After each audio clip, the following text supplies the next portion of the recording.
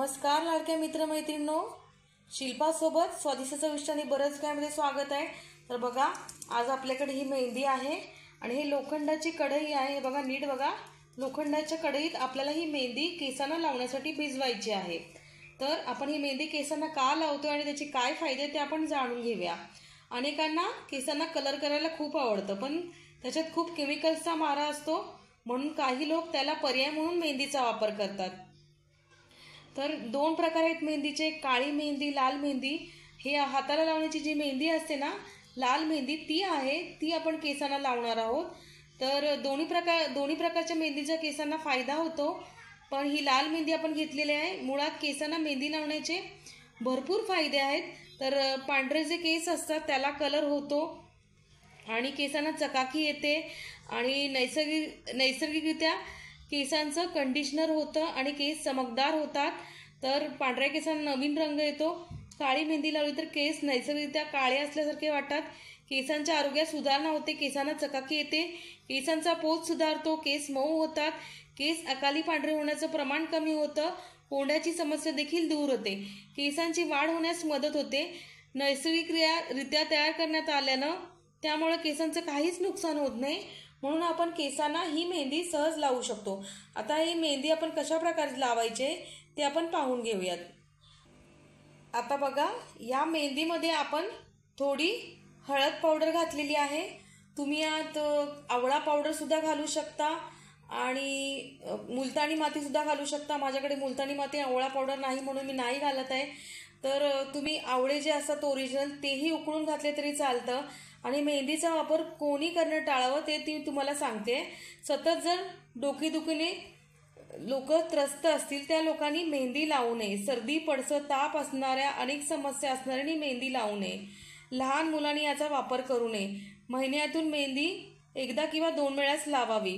अशा प्रकारे तुम्ही काळजी घ्या आणि काळजीपूर्वकच मेहंदी लावा। आणि बघूया त्या मेहंदीत आपण अजून काय काय घालणार आहोत ते। आता बघा, एका भांड्यात हे कमी आचेवर किंवा मध्यम आचेवर आपण हे पाणी उकळत ठेवायचे। आपण हे पाणी उकळत ठेवलेलं आहे मध्यम आचेवर। आता हे पाण्यामध्ये आपल्याला मेथी दाणे घालायचे आहेत। बघा, थोडे मेथी दाणे घातलेत, ते छान उकळवायचे आहेत आपल्याला। नंतर यामध्ये आपल्याला थोडीशी चहा पावडर घालायची। चहा पावडरमुळे केसांना छान चकाकी येते। तुम्ही कॉफी देखील घालू शकता, मी चहा पावडर घालतेय। आता उकळून घेऊया छान। चहा पावडर आणि मेथी दाणे थोडेसे उकळले गेले की त्यात आपण कढीपत्त्याची पानं घालणार आहोत। ही कढीपत्त्याची पानं छान उकळून घ्यायची आहेत। मेथी दाण्यांमुळे केसांचे आरोग्य खूप छान राहते, केस गळती थांबते, त्यामुळे आपण मेथी दाणे घातलेत। कढीपत्त्यामुळे केस गळती थांबते, केसांना एक चमक येते छान। चहापत्तीमुळे छान चमक येते, केस निरोगी होतात। आता लिंबूच्या साली उकळायला घालायच्यात। लिंबूच्या साली मी घातल्यात, त्या उकळून घेऊयात आता छान।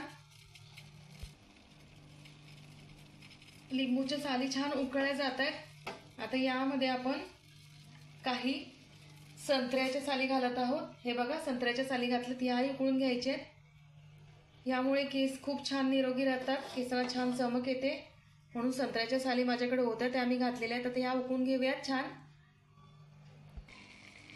आता या संत्र्याच्या साली छान उकळल्या गेल्या आहेत। आता यात थोडेसे आपण बीटाच्या साली घालूयात। माझ्याकडे बीट अवेलेबल होते आणि मग त्याच्या साली मी ठेवल्या होत्या। आता ते छान ह्याच्यामध्ये उकळून घेऊयात। तुम्ही याच्यामध्ये आवळे देखील उकळू शकता। आता उकळूयात आपण छान बीट। आता या बीटच्या साली यात उकळत आहेत। आता यात आपण कांद्याच्या साली घालूयात। मी काही कांद्याच्या साली ठेवल्या होत्या। कांद्यामुळे केस गळती थांबते, त्यामुळे कांद्याची साले याच्यामध्ये उकळून घ्यायची आहेत आणि केसांचे आरोग्य खूप छान राहते कांद्यामुळे, म्हणून या साली याच्यामध्ये उकळून घ्यायचे आहेत। हे सगळे जे घटक आहेत छानपैकी या पाण्यामध्ये शिजवून घ्यायचे आहेत मस्त, आणि हे पाणी थंड करून आपल्याला मेहंदीमध्ये ओतायचं आहे। हे सारं आपण मंद आचेवर शिजवून घेत आहोत। एक 10 ते 15 मिनिटं छान किंवा 20 मिनिटं छान शिजवून घ्यायचं आहे, या सगळ्या गोष्टींचा रस उतरेपर्यंत, आणि छान थंड करायचं आहे। आणि या मेहंदीमध्ये हे पाणी घालायचं आहे छान। तुम्हाला वाटेल या बाईने काही कचरा जमा करून टाकला या पाण्यामध्ये, पण खरंच हा कचरा आपल्या केसांसाठी खूप मौल्यवान आहे. याचे बरेचसे फायदे आहेत आपल्या केसांसाठी. म्हणून आपण हे सगळं उकळवून घेऊन मेहंदीमध्ये घालणार आहोत. आता हे सगळं खूप छान शिजलेलं आहे. आज बंद करूया आणि हे पाणी गाळून घेऊयात. हे पहा, आपण हे पाणी सगळं गाळून घेतलंय. आता आपण हे त्या मेहंदीमध्ये ओतून घेणार आहोत. आता बघा, या मेहंदीमध्ये हे पाणी आपण घालतोय. थोडं थोडं करून घालून घ्यायचं आहे आणि चमच्याने मिक्स करायचं. आता हे चमच्याने छान असं एकत्र करून घ्यायचं आहे.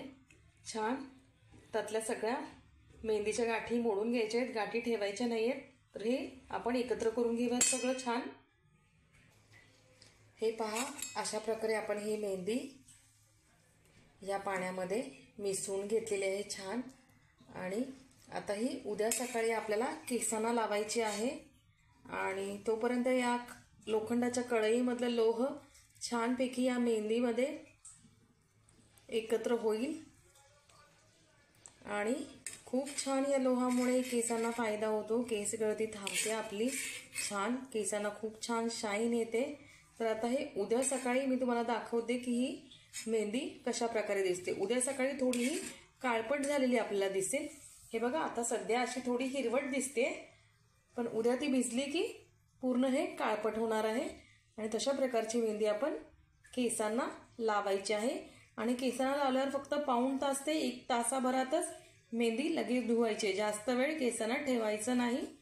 जर जास्त वेळ ठेवली तर तुम्हाला डोकेदुखी, सर्दी, खोकला असं काय होऊ शकतं. त्याच्यामुळे तुम्ही ही मेहंदी जास्त वेळ लावून ठेवायची नाही. तर आता उद्या बघूयात हे कसं दिसतं ते. हे पहा, आपल्याकडे कोरफडीचं पान आहे. या कोरफडीच्या पानातील गर काढून आपल्याला मेहंदीमध्ये घालायचं आहे. आता हा गर आपण काढूयात आणि मिक्सरच्या भांड्यामध्ये घालून थोडासा वाटून घेऊयात. आणि आपण काल जी मेहंदी भिजवली होती त्याच्यामध्ये घालून घेऊयात. हे पहा, अशा प्रकारे मिक्सर जारमध्ये आपण हा कोरफडीचा गर काढलेला आहे. आता हा मिक्सरमधून वाटून घेऊयात. हे पहा, आपण काल भिजवलेली मेहंदी आता हे बघा अशी झाले. हे बघा, बाजूला थोडंसं काळं काळं दिसतंय ना, ते लोह याच्यामध्ये आलेलं आहे बघा. हे काळं काळं हे सगळं असं मिक्स करून घ्यायचं आपल्याला याच्यामध्ये हलवून. आणि आता याच्यामध्ये जो आपण तो गर वाटलेला आहे ना कोरफडीचा, तो याच्यामध्ये घालणार आहोत.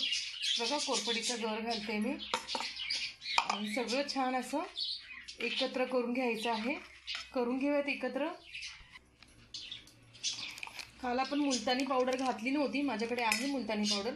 थोडी मुलतानी पावडर याच्यामध्ये घालूया. केसांना एक सॉफ्टनेस येतो मुलतानी पावडरमुळे आणि एक छान चकाकी पण येते. आणि आता कोरफड गर आणि ही मुलतानी माती याच्यामध्ये छान एकत्र करून घेऊयात. हे पहा, अशा प्रकारे आपलं हे छान मिक्स झालेलं आहे याच्यामध्ये. आणि आता ही मेहंदी आपल्या केसांना लावण्यास तयार आहे. आणि फक्त 1 तास किंवा पाऊण तास तुम्ही केसांवर ही मेहंदी ठेवा. जास्त वेळ ठेवू नका. जर गारव्यामध्ये ही मेहंदी तुम्ही जास्त वेळ ठेवली तर डोकेदुखी, सर्दी, पडसे असा त्रास होऊ शकतो. आणि शक्यतो जास्त गारवा असेल तर केसांना मेहंदी लावू नका तुम्ही. उन्हाळ्याच्या दिवसांमध्ये वगैरे तुम्ही मेहंदी लावू शकता. आणि थंडीच्या दिवसांमध्ये जास्त थंडी असेल तर मेहंदी लावणं टाळावं तुम्ही. अशा प्रकारे तुम्ही छान हा मेहंदीचा लेप सगळ्या तुमच्या केसांना लावून घ्या. आणि स्वच्छ केस धुवून घ्या 1 तासांनी. आणि परत ते केस धुतल्यावरती तुम्ही दुसऱ्या दिवशी केसांना छान तेल लावून घ्या. आणि त्यानंतर अजून केस धुवून घ्या. इतकी सुंदर छान चकाकी येते केसांना. आणि नॅचरल कंडिशनिंग पण होतं केसांना. केस खूप सुंदर चमकदार दिसतात. तर बघा, तुम्ही अशा प्रकारे तुम्ही लावून बघा केसांना हा मेहंदीचा लेप. आणि मी तुम्हाला ही मेहंदी भिजवण्याची जी प्रोसेस दाखवली तुम्हाला कशी वाटली ते मला कमेंटद्वारे कळवा. तोपर्यंत असंच काहीतरी छान छान घेऊन आपण भेटूयात. तोपर्यंत bye bye, good day, take care, धन्यवाद.